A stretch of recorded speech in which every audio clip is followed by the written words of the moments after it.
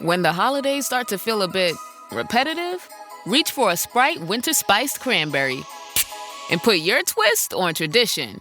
A bold cranberry and winter spice flavor fusion, Sprite Winter Spiced Cranberry is a refreshing way to shake things up this sipping season. And only for a limited time. Sprite, obey your thirst. Hi everyone, I'm Deb Flashenberg. Welcome to Yoga, Birth, Babies, a podcast produced by Prenatal Yoga Center.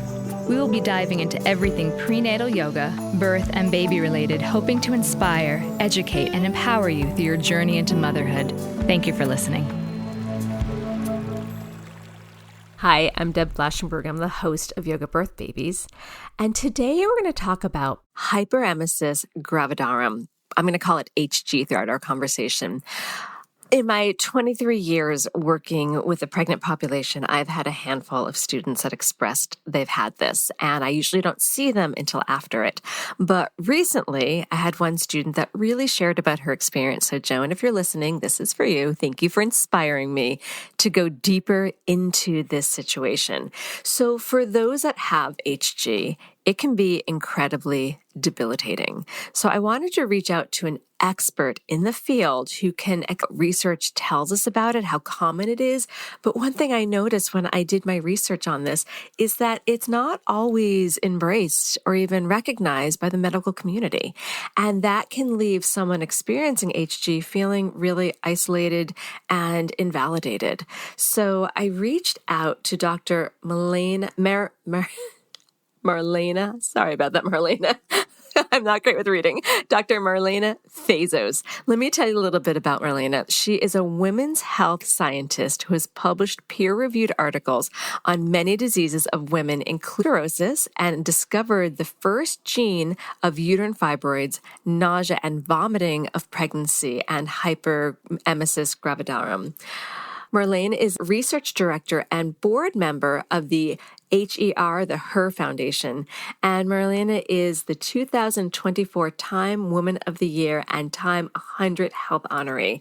So I was blown away with her knowledge and research and compassion around HG. For those experiencing it, it can feel incredibly overwhelming, isolating, and depressing. And I wanted to bring someone on that can help those going through it have support, and for the family members and partners and community, how they can support someone that's going through this, and to understand that if you're experiencing HG, it is not your fault. And Marlena explained some treatments that are current and that can be effective. So I'm really excited for you to hear this conversation. Now, before we get to that, I always love to give some updates about what's happening at the studio. And the best way to touch base is head over to our website. So head over to prenatalyogacenter.com, take a look at our schedule, our on-demand workshops, our in-person workshops. You'll notice that we have some new software, and check out our teacher training. So everything is there. And then I do have a favor to ask of you, our community. Please leave a rating and review for the podcast. I know it seems silly, but it really does help people find the podcast. And we do this for the community. So thank you in advance for your help with that. All right, we're going to take a super quick break. When we come back, please enjoy my conversation. Hi, Marlena. How are you? I'm good, thank you. How are you? I'm doing great. I'm really excited to chat with you. You're like the person when to talk. Oh, Hilton stay. Your beds are soft and cozy. No lumpy couch, no stiff futon, no shower line at crack of dawn. Oh, Hilton stay, a holiday you're saving. When you want holiday comfort you can count on, it matters where you stay. This season, enjoy spacious, comfortable rooms and friendly service when you book with Hilton instead. Hilton for the stay. When coming to HG, one of my students mentioned you, and I said, yes, I've been trying to reach out to her. And so she's the one that inspired me. So Joan, if you're listening, this podcast is for you. So I'm really excited to get into this conversation. But before we do, I would love for you to share a little bit about yourself and what first drew you into the research for hyperemesis how do you pronounce it? Gravidarum, right?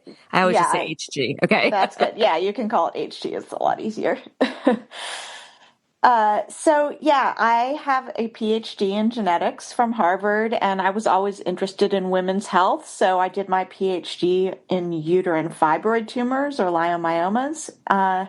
And then I got hyperemesis, and so it was very severe. I lost a pregnancy from it, and so after that, I looked into what was known about it, and there was very little known. And so I decided to see if there was a genetic component related to hyperemesis and try to answer questions about hyperemesis because there was so little known, and have been really dedicating myself to researching all things HG since that time back in '99. Oh, wow. I didn't know that. Wow, that's wonderful that you're putting that time in. One thing that I've noticed is that a lot of people have never heard of HG, although I feel like it was Princess Kate that made it kind of more popular until they had this situation or someone close to them had experienced. So for those unfamiliar, how would you describe what HG is, and how does it differ from, I'm going to put this kind of in air quotes, normal morning sickness? Yeah, so hyperemesis is far from normal. So it is really severe and debilitating nausea and vomiting. It's not something that you can power through. You really have no choice but to not perform your daily activities. And you cannot eat or drink normally, and by definition, you get dehydrated. And generally, patients have weight loss rather than weight gain in pregnancy due to the nausea and vomiting, and can become really can be starving in pregnancy, essentially. Oh gosh, that sounds horrible. So when someone has this, how do they know? So besides the fact that they can't keep stuff down, do they then have to check in with their doctor? And most people hospitalized for this. How do they get through their pregnancy with this? People often don't know when to contact their doctor, which is a problem. So, if you feel like you have this, you should contact your doctor because there are things that can help. There are antiemetic medications that you can take. The most effective one in our studies has been Zofran or ondansetron. But it doesn't work for everybody. It really only works for about half of the people, and it's not a cure. It just kind of calms down the vomiting a little bit. And people need fluids. They need IV fluids, so don't get dehydrated. If you pinch your skin and it doesn't bounce back, then you're probably dehydrated and can use some fluids. So generally, that's what people start with is IV fluid treatment and some antiemetic medications. And it's usually sort of trial and error which medications are going to work. And sometimes there's an add-on of different medications. That's generally how it's treated today. So does research tell us what causes this? Because I can imagine people are concerned, maybe they're considering getting pregnant and they're hearing this and they're anxious about it. Is there a genetic or hormonal component about this? It's both genetic and hormonal. So genes basically make the directions in your body for making those hormones. So what we have found recently is that the main cause is likely a hypersensitivity to a hormone called GDF15. And that hormone really rises rapidly in early pregnancy. It's produced by the placenta. And so patients with hyperemesis, they often have a genetic predisposition to making abnormally low levels of that hormone before pregnancy. And so when they are exposed to that hormone in pregnancy, it's a much larger shock to their system than someone who has slightly more levels in their blood before pregnancy. So that's what we found is likely the main cause.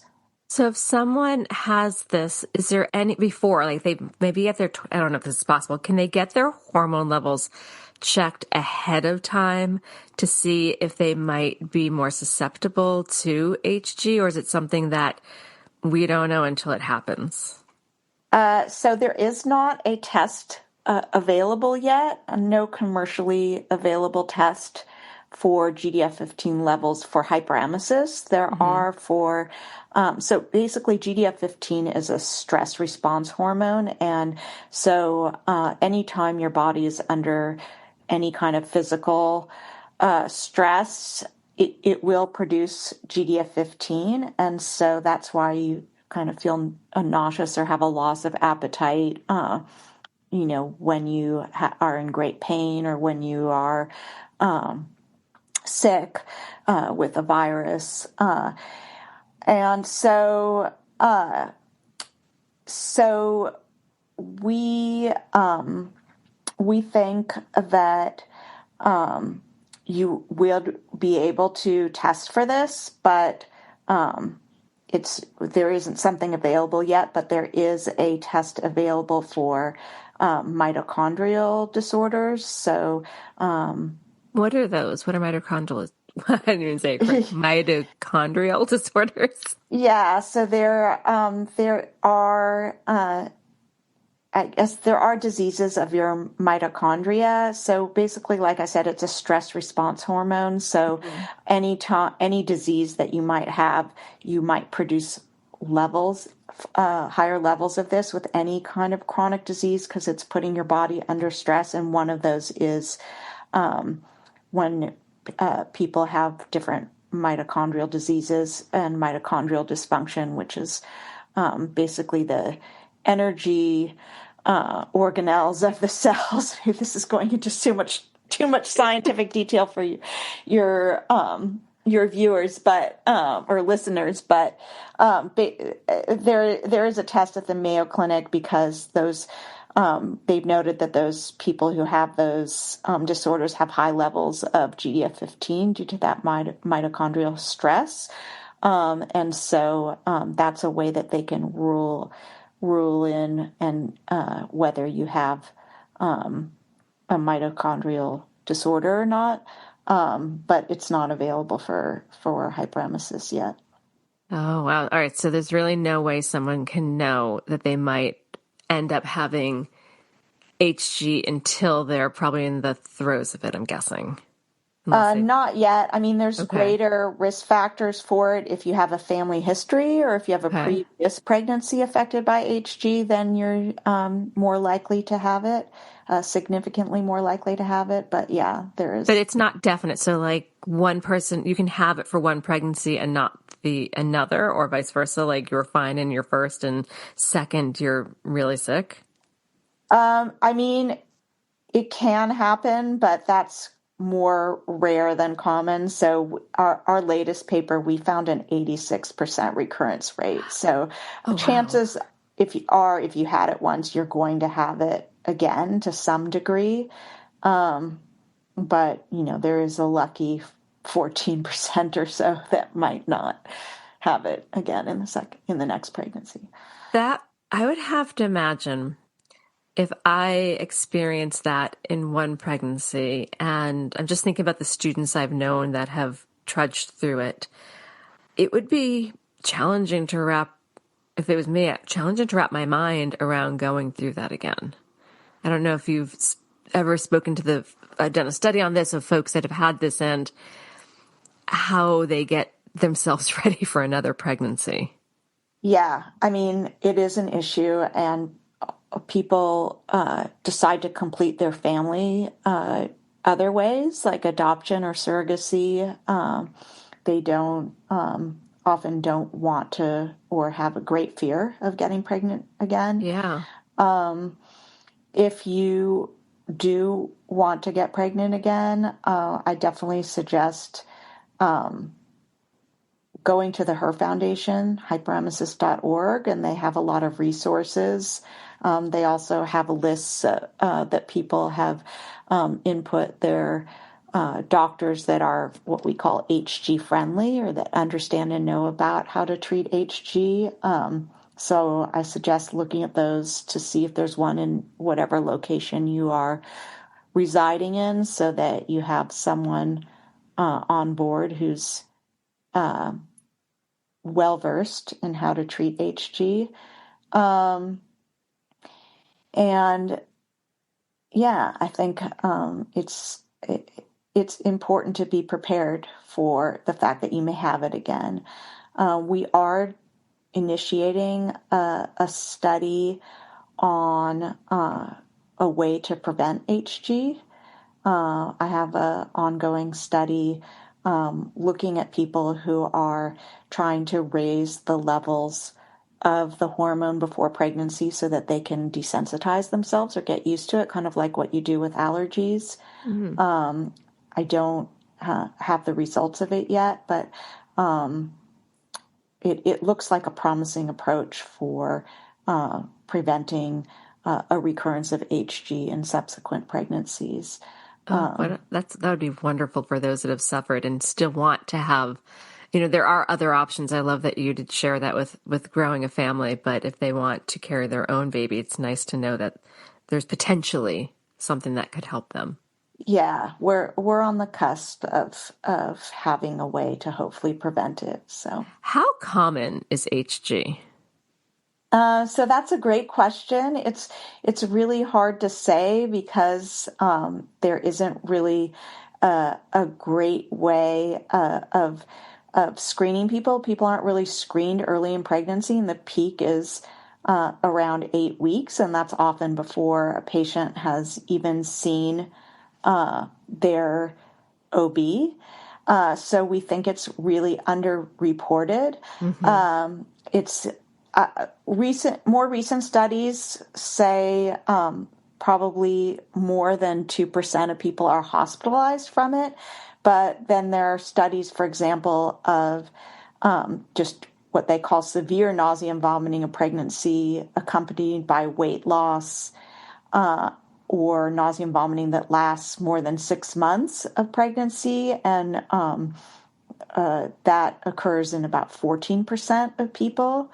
And then there are studies of antiemetic prescriptions in pregnancy, which I assume is to treat more severe nausea and vomiting, and a quarter of women roughly are prescribed medications. So, it just kind of depends on how you want to define the severity. If you're defining it by hospitalization, or, having some prolonged symptoms, or requiring medication, there's obviously a huge range there. So let's talk a little bit beyond the physical toll, because I just keep trying to put myself into the mindset of getting pregnant, being excited, nervous in that first trimester, kind of having an idea of what you think your pregnancy would be like, and then feeling rather debilitated from constant nausea and vomiting. So besides that physical toll, what kind of impact does HG typically have with one's mental health and also in the family life? Yeah, I mean, it really has serious mental health implications. There was a study in the UK that showed that over 25% of pregnant people that have hyperemesis have suicidal ideation. Oh, wow. So it's really isolating and increases risk for depression and anxiety. And it is one of the main risk factors for postpartum depression. We did a study of PTSD following HG pregnancies and found about 18% of women have full criteria PTSD following an HG pregnancy because they are essentially starving in pregnancy at a time when everybody knows that you're supposed to be able to eat well, and you just can't. And so it really, it on many levels is a very distressing syndrome, both or condition, both physically and mentally. Do you know if there are support groups online? Because I'm thinking about if you have this, you're not out and about and being social because you're dehydrated, you're nauseous, you're vomiting. It can get, like you said, it can feel really isolating. Are there ways for people to connect online? Yes, there are. And so I strongly recommend again that people go to the Her Foundation website and Yeah, you mentioned that. That's great. yeah, and they have online support groups where people from all over the world meet. They're led by a clinician usually, and I think they're really helpful to people. And then they also have all their social media sites where people can chat and find each other because, in that case, misery loves company, and, it's really a isolating experience. And people are alone in their rooms and can't tolerate being around other people because even just people smell too bad and cause nausea and vomiting often. And so, at least online, you don't have the smells of other people that might. Yeah, and you know that you're not, even in your misery, like you said, misery loves company, just knowing that you're going through this with other people. Because I can also imagine, say you drag yourself out, like I teach prenatal yoga, and can imagine going to a prenatal yoga, you finally get yourself there and everyone's, maybe they have aches and pains, but overall they've had a different experience. That could also feel really hard to see. Yeah, and a lot of times people blame themselves or think they're doing something wrong or they're failing being a mother. And so it's important for them to know both that there's a biological cause and that they're not alone in the ways that they're feeling. So yeah, it can really help to join these groups and find other people and connect with other people that are going through it at the same time. So you'd mentioned the medical community. So we're going to take a quick break. When we come back, I want to dive into that because in my research, I was a little surprised by how the medical community understood or even accepted or even recognized HG. So I think we want to dive into that topic. So we're going to take a quick break and we'll be right back.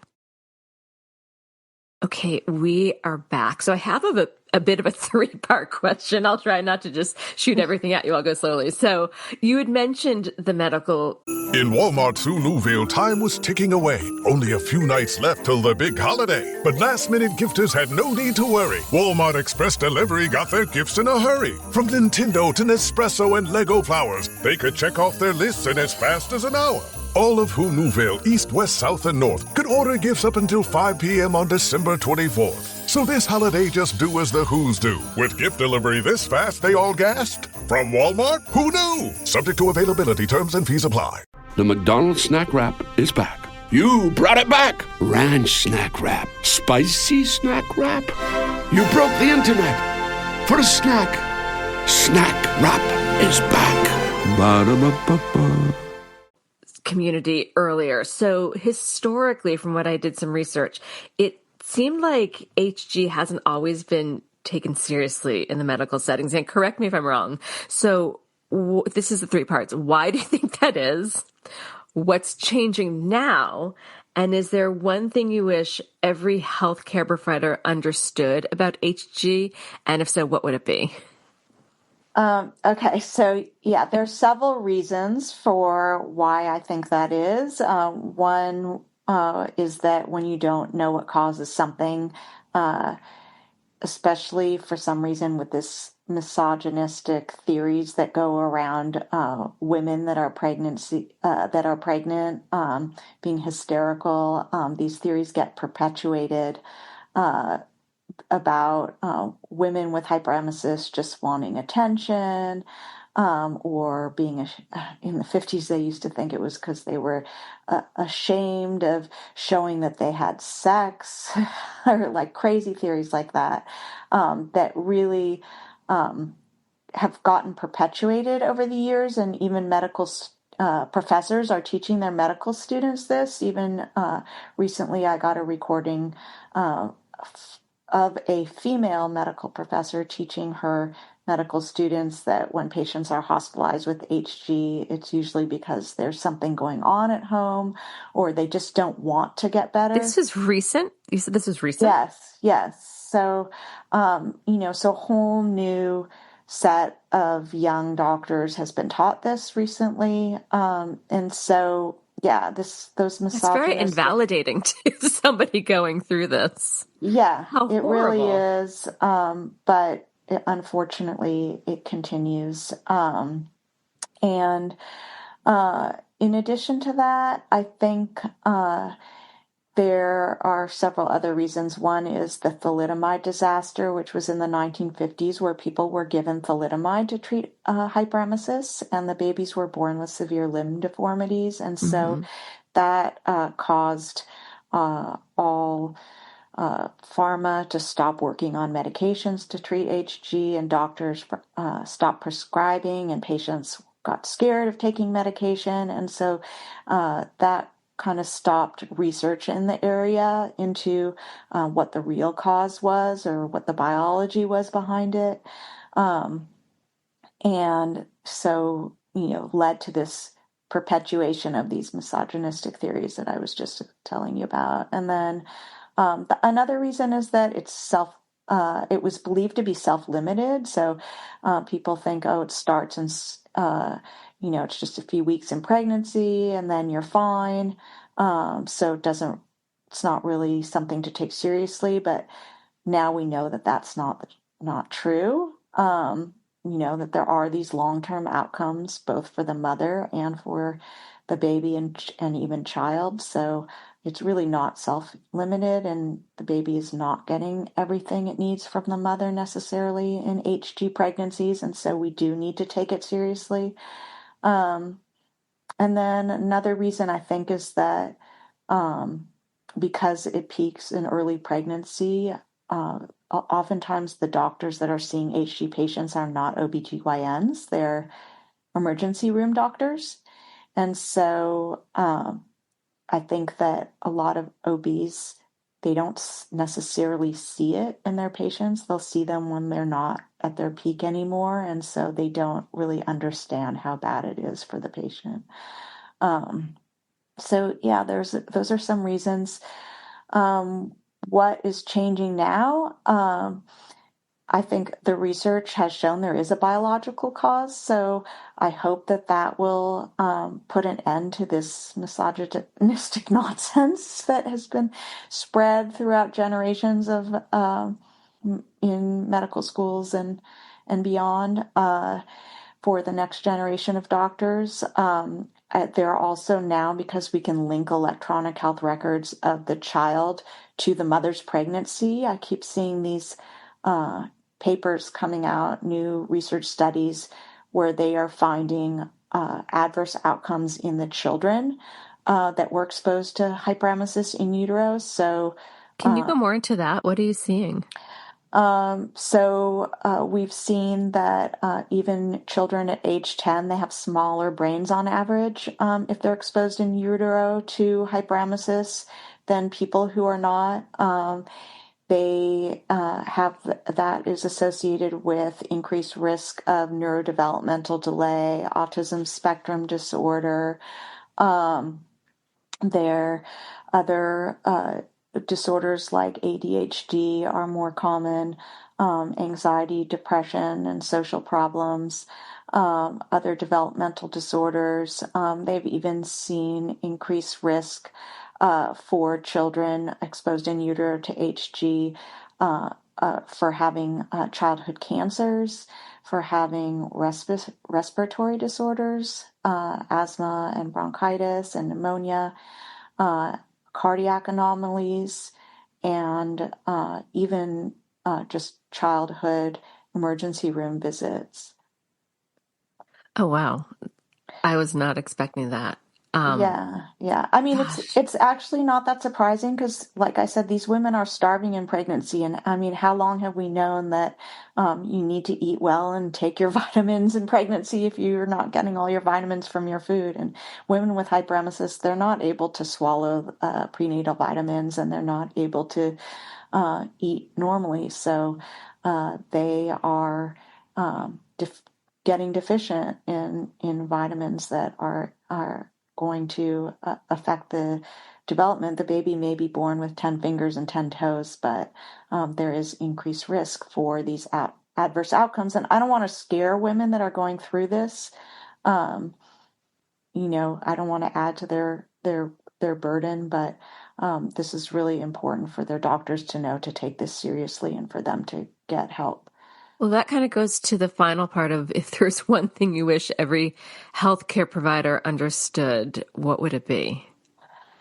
I mean, there's so many things, but I guess I'd just say is that these women are not exaggerating, and they need support, and so that their doctors should treat them, and they should check in on them regularly as well. So, if a patient goes to the emergency room and gets IV fluids, and then gets sent home, follow up is really important to make sure that they are, continuing at home to get the care that they need.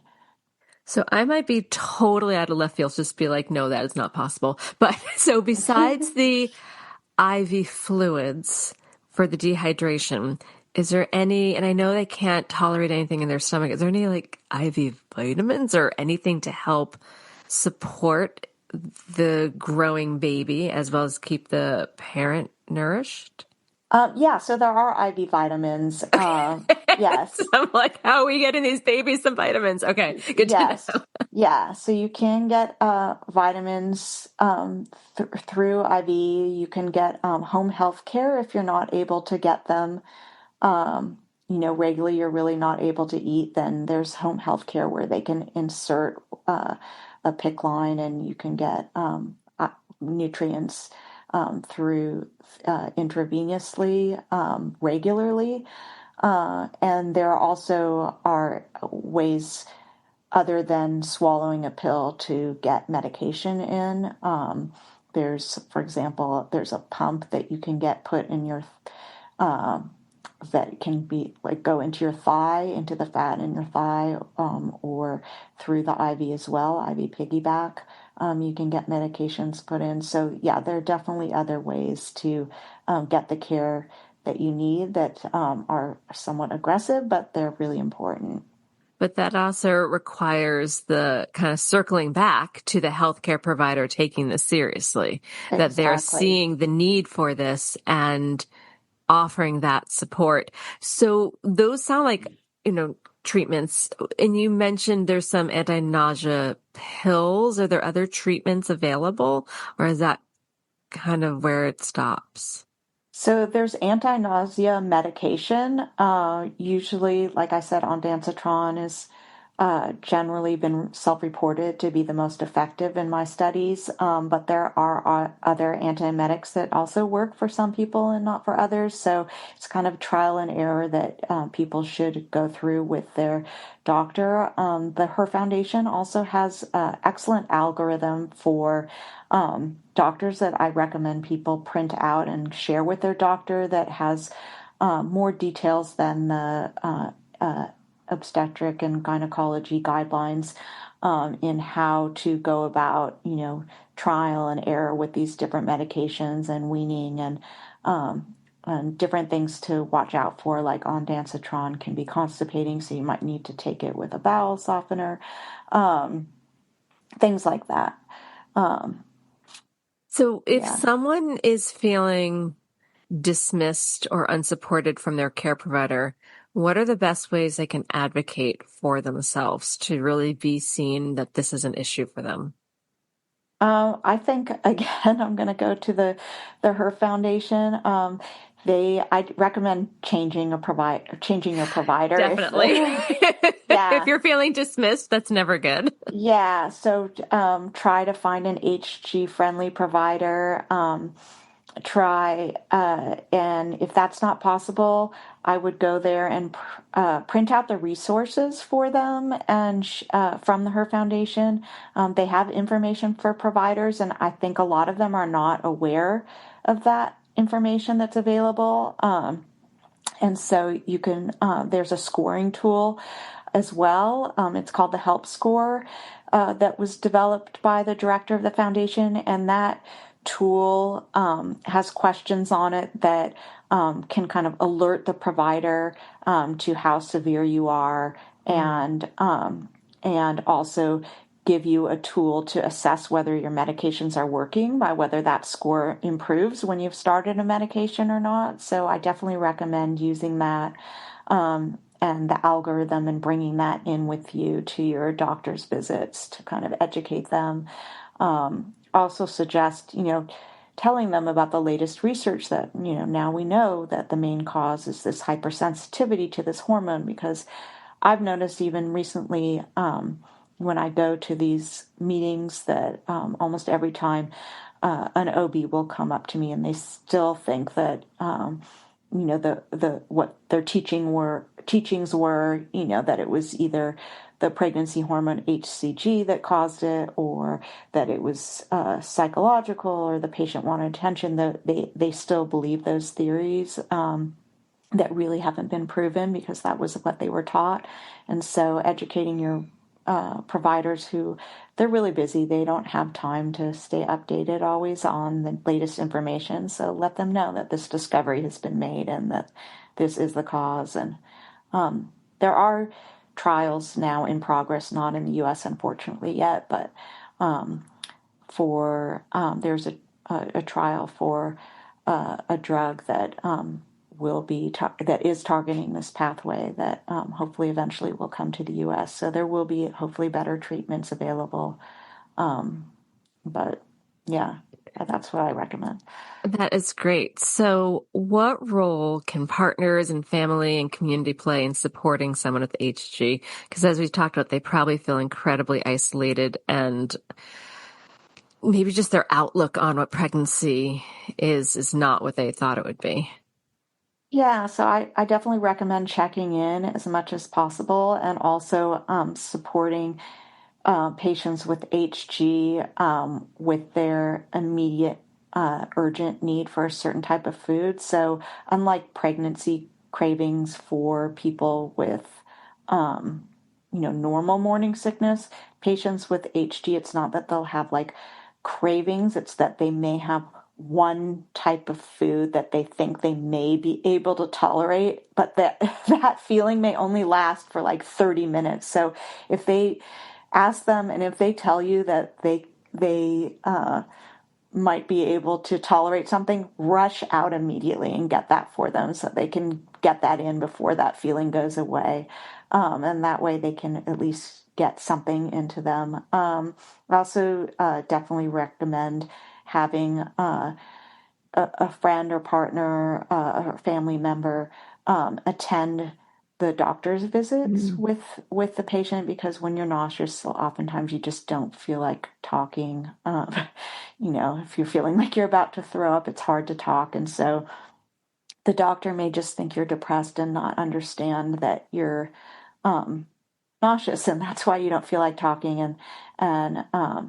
And you may have difficulty concentrating if you're undernourished and dehydrated. And so it's good to have an advocate there for you to be like, look, she's hasn't eaten for 5 days, and this is her help score that I found on the Her Foundation, and she really needs something now. She's lost this much weight, and That is great. Yeah. The student who inspired me to reach out to you and have this conversation said she was actually on disability from work because of this.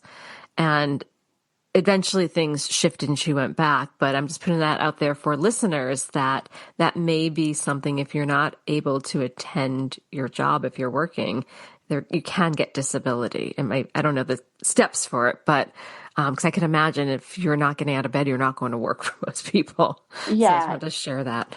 Yeah, you should not try to power through it and then not and be losing weight. If you're losing weight in pregnancy due to undernutrition, then it's time to stop working and get help and get to a place where you can maintain or gain the appropriate pregnancy weight, because that's where the adverse outcomes are have been associated, is in the patients that are not having appropriate weight gain in pregnancy, which is a suggestion of undernutrition. At what point does this typically resolve, if it resolves? Because I can imagine for some it doesn't, but is there kind of a bell-shaped curve of where we might typically see it resolve? I mean, a lot of patients have it resolve just a little bit later, usually than normal nausea and vomiting in pregnancy, but about 20% will have symptoms lasting until term.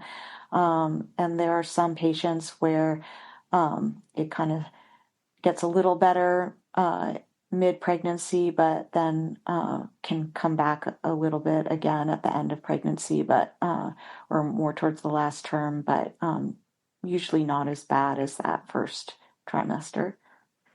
All right, we are going to take a break. When we come back, what is one final tip or piece of advice you'd like to offer new and expectant parents? We'll be right back. So we are back. So what is that one final tip or piece of advice you'd like to offer new and expectant parents? It could be about anything. Thursday Night Football is on Christmas night, and it's only on Prime Video. Wide open, touchdown! This week, the Denver Broncos and the Kansas City Chiefs meet in a Christmas night showdown. Has the league ever seen anything like this? Coverage begins at 7:30 Eastern with football's best party, TNF Tonight, presented by Verizon. Not a Prime member? Not a problem. Simply sign up for a 30-day free trial. It's the Broncos and Chiefs Christmas night at 7:30 Eastern, only on Prime Video. Restrictions apply. See Amazon.com/Amazon Prime for details. So one thing, I don't want to scare people, but there is a very serious adverse outcome associated with HG that is caused via vitamin B1 or thiamine deficiency. And so it can cause a swelling in the brain. And although it's rare, it's so avoidable with B1 or thiamine supplementation. So if you're not able to have thiamine rich foods like meat, then I definitely suggest that patients try to eat a dry fortified cereal that has extra thiamine in it, or even extra vitamins, which can help. Sometimes that's more tolerable than vitamins. So I think like Kellogg's Corn Pops, which is really light on the stomach, it has some B vitamins in it, things like that. I recommend people trying, or if they really can't tolerate anything, then having their doctor give them a shot of thiamine so that they can avoid that serious and very dangerous side. It's rare, but I had not heard of that. So that is amazing. So you'd given us a bunch. You gave me a few, as we were speaking, resources. After our conversation, if you think there's some resource I should link to, why don't we make sure I have that in the show notes too? I know you mentioned her organization. Hyperemesis.org. Okay. Yeah. I will make sure I have that in the show notes. Is there any others that you think I should put in the show notes? I think that's probably about the best one. It as far as something that is everybody can reach. Yeah. Perfect. And where can people find your work? So that's also on the Her Foundation website. They have links to the research studies on their research page, so you can find those if you don't have access to PubMed. My studies are available on PubMed as well. Thank you so much. I know this is only speaking to a small majority of folks, but I think it's so important that those going through this know their support, or partners or doulas, somebody that might be watching someone experience HG. I think the more information, the more support, the better. So thank you for the research you do, and thank you for coming onto my podcast. I really appreciated the opportunity to speak. Thank you for having me. Awareness is so important, so I really appreciate it. This has been an episode of Yoga, Birth, Babies, produced by Prenatal Yoga Center. You can catch us on Facebook, Twitter, Instagram, and Periscope. I'm Deb Flaschenberg. Thanks for listening.